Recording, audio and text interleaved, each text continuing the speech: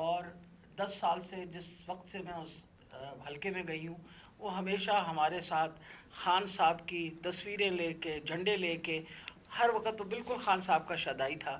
اور جب سے یہاں پچھلے 1.5 ماہ سے یہ باہر بیٹھا ہوتا ہے میری اس سے روزانہ ملاقات ہوتی ہے. ایک سادہ لو انسان، اس سے کبھی کسی کو کوئی نقصان نہیں دیا، کبھی کسی کو کوئی تکلیف نہیں دی، ہمیشہ پیار سے وہ بات کرتا تھا، سب کے ساتھ وہ ملتا جلتا تھا.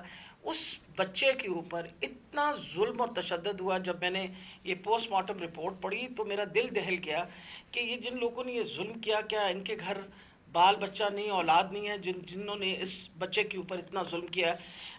یہ پوسٹ مارٹم رپورٹ ہے میرے پاس جو ڈیٹیل، اس میں اس کو 26 انجریز تھی.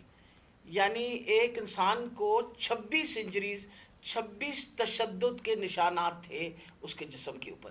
سب سے اہم جو تھا وہ تھا کہ اس کے سر کے اوپر باقاعدہ کسی بلنٹ انسٹرومنٹ یعنی کسی ڈنڈے سے اس کو زور سے اس کے سر پہ مار کے اس کا یہ جو ٹیمپرل بون سائڈ کی بون ہوتی ہے اس کا فریکچر ہو کے اور اس کا انٹراکرینیل ہیمریج یعنی دماغ کے اندر اس کے خون بہنا شروع ہو گیا تھا. اس کے ساتھ اس کے جو جسم کے اوپر انہوں نے تشدد کیا خاص طور پہ پیٹ کے ایریا میں، تو اس کی وجہ سے اس کی تلی اور اس کا جو جگر تھا وہ بھی پھٹ گیا اور اس کی وجہ سے انٹرنل ہیمریج شروع ہو گئی. اور جو چوتھی سب سے آخری جو 26ویں انجری ہے وہ سب سے زیادہ تکلیف ہے. وہ بیچارہ پہلے ہی تم نے اس کو مار ڈالا، اس کے بعد اس کے سر پہ انجری کر کے اس کے جسم کے اوپر اس کی تلی بھی پھاڑ دی، اس کی وہ کیا کہتے ہیں بلنٹ انجری کی وجہ سے اس کا لیور بھی رپچر ہو گیا. اس کے پرائیویٹ پارٹس یعنی اس کے جو پرائیویٹ اعضاء تھے ان کے اوپر بھی تم نے تشدد کر کے ٹیسٹیکولر ڈیمیج کیا. مطلب اس سے زیادہ تم کسی انسان پہ کیا تشدد کر سکتے ہیں؟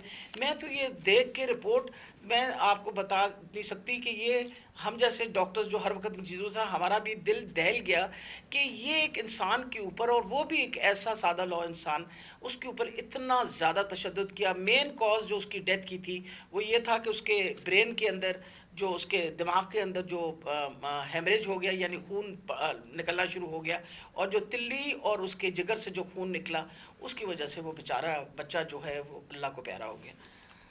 جی شکریہ ڈاکٹر صاحبہ. میں نے یہ چاہا تھا کہ آپ پہلے یہ سمجھ لیں، پھر سے میں یہ بتانا چاہتا ہوں وہ اسپیشل چائلڈ تھا. وہ ایک کیوں اس سے سارے پیار کرتے تھے، اور اس کی ذرا ویڈیوز دیکھ لیں، سارے سوشل میڈیا پہ اس کی ویڈیوز چل رہی ہیں. اس طرح کے انسان سے یہ تشدد کرنا، میں سوچتا رہا ہوں کہ اللہ ہم کدھر پہنچ گئے ہیں یا ہم کدھر تک گر چکے ہیں. کیا ایک قوم اس طرح کی چیز کی اجازت دے اور کیا اللہ کی برکت آ سکتی ہے اس قوم پہ؟ جب اس طرح کا ظلم ہوتا ہے قوم پہ اور وہ قوم ظلم کو سہ جاتی ہے اور اپنے آپ کو بچاتی ہے کہ اچھا میرے اوپر یہ ظلم نہ ہو جائے. جس طرح جانور نہیں ہوتے کہ وہ دیکھ رہے ہیں کہ شیر نے آ کے ایک جانور کو پکڑ لیا، باقی سارے جان بچا کے بھاگ جاتے ہیں. ہم بھی وہ فیصلہ کر لیں کہ جانوروں کا معاشرہ ہے یا انسانوں کا معاشرہ ہے. انسان کا معاشرہ انصاف امر بالمعروف پہ کھڑا ہوتا ہے. وہ ظلم کا مقابلہ کرتا ہے جس کو جہاد کہتے ہیں، کیونکہ جب وہ ظلم کا مقابلہ نہیں کرتا تو حضرت علی کا قول ہے کہ کفر کا نظام چل جائے گا، ظلم کا نظام نہیں چل سکتا.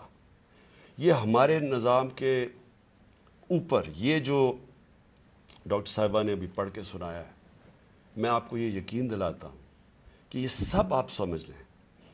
اگر ایک قوم اس کے اوپر اپنی آواز بلند نہیں کرے گی اور جو کمزور ترین جہاد ہے کہ زبان سے اس کے خلاف نہیں بولے گی، تو یہ قوم کو جینے کا حق نہیں دیتا اللہ.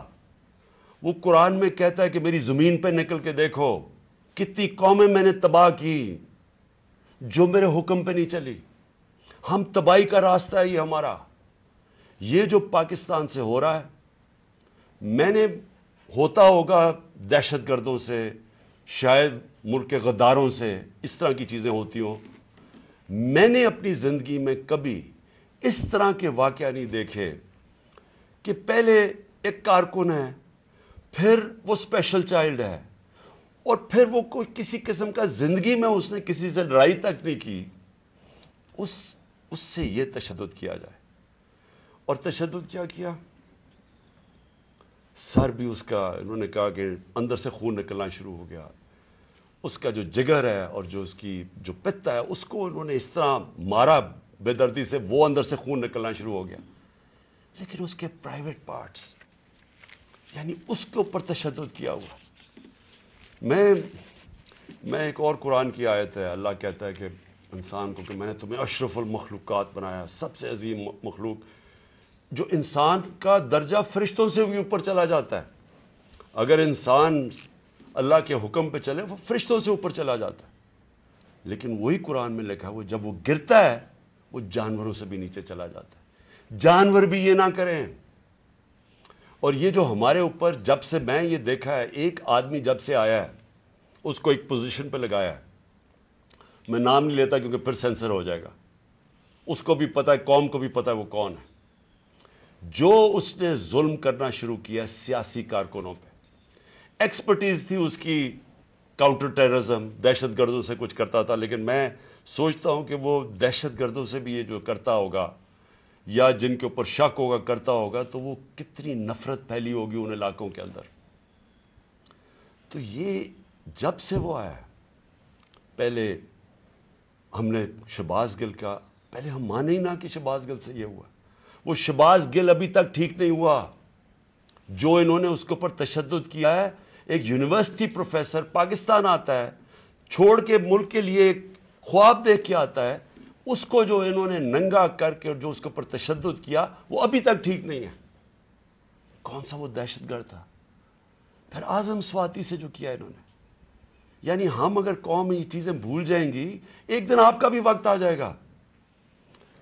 ایک سینیٹر 75 سال کا آدمی، اس کو صرف ایک ٹویٹ کرنے پہ اوپر کے باجوہ صاحب شکریہ این آر او 2 کا، کون سے دنیا کے ملک کے اندر یہ جرم ہے کہ شکریہ باجوہ صاحب این آر او 2 کا؟ لیکن وہ کوئی سپر کنگ، کوئی فرعون کہ کسی کی جرت پڑ گئی، رات کو اس کو مارا، پوتیوں کے سامنے اس کو 3 بجے آ کے گھر میں تشدد کیا. پھر اس کو اٹھا کے لے کے گئے اور نامعلوم افراد کے حوالے کیا جنہوں نے ننگا کر کے اس کے اوپر تشدد کیا. اور جب اس کو مار رہے تھے تو سنا رہے تھے اس کی چیخوں کی آوازیں، اور اس میں بتا رہے تھے اس کو کہ بتاؤ یہ عمران خان سے کیا جائے گا. یہ ان لوگوں سے پالا پڑا ہوا اس قوم کو. اس کے بعد ارشد شریف سے وہ سب کو پتا ہے کیا ہوا. کیا ارشد شریف کا قصور تھا؟ ساری قوم جانتی ہے کہ وہ رائے حق کا آدمی تھا، کوئی اس کا ضمیر کی قیمت نہیں تھی، کوئی اس کو خرید نہیں سکتا تھا، ڈرا نہیں سکتا تھا. اس جیسے جرنلسٹ سے، صحافی سے انہوں نے کیا.